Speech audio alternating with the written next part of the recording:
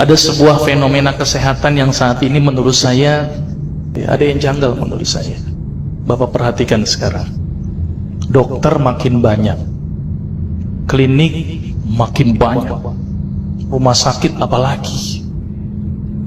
Seharusnya dokter semakin banyak, orang sehat harus gimana? Harus banyak. Tapi apa kenyataan pada saat ini? Dokter banyak, klinik banyak, rumah sakit banyak, orang sakit banyak. Ini yang salah siapa nih Pak? Dokternya atau pasiennya Pak? Karena saya dokter, saya salahin pasiennya. Ternyata pasien itu makhluk yang pasrah menurut saya. Semua yang diresepkan dokter ditelan itu tanpa mereka tahu apa ya obat yang mereka minum.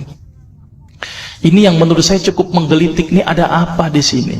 Kenapa kok umat Islam sekarang ini berbeda dengan zaman Rasulullah pada waktu itu? Sampai ada seorang tabib praktek di Madinah selama kurang lebih 2 tahun itu nggak ada pasiennya.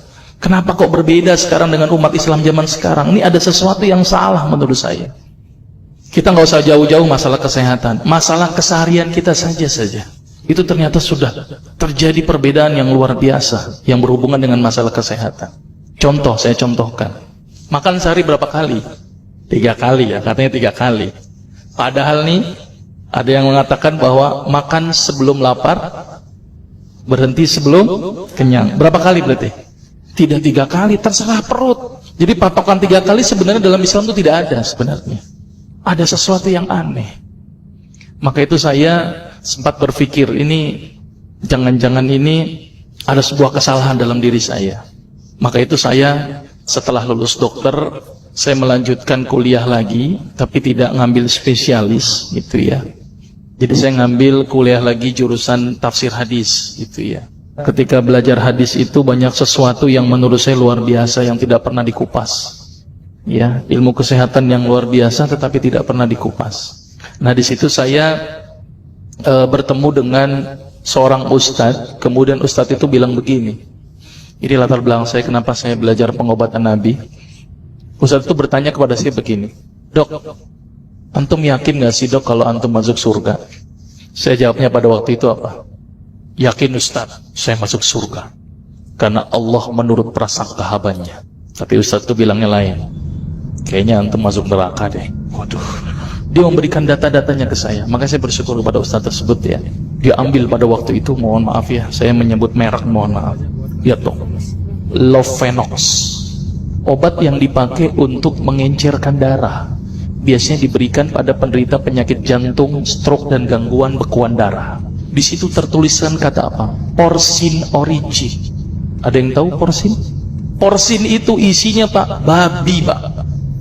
Saya bilang, waduh, berarti dok kalau antum resepin porsin satu pasien, antum telan itu obatnya, kira-kira ibadah orang tersebut diterima nggak sama Allah? Siapa yang dipersalahkan nanti? Diambil obat yang kedua, Actrapid. Apa itu? Insulin. Tulisannya apa? Human insulin.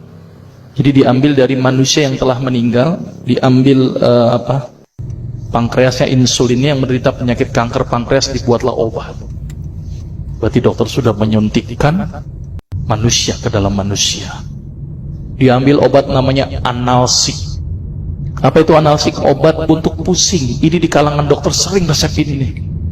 Isinya apa? Antalgin dan diazepam. Makanya kalau orang minum obat ini pasti ketagihan, saya yakin. Karena kenapa? Karena mengandung diazepam. Diazepam itu apa? Narkoba Pak. Maka itu cara nyari uang paling gampang, kasih aja resepin analsik, pasti balik lagi dia. Karena kenapa? Narkobanya bikin kecanduan. Diazepam, fatwa ulama bagaimana? Haram. Diambil lagi obat batuk, kodein. Maka itu kita minum obat batuk langsung hilang batuknya karena kodein. Kodein ini ternyata derivat dari narkoba. Berarti dokter sudah resepin narkoba.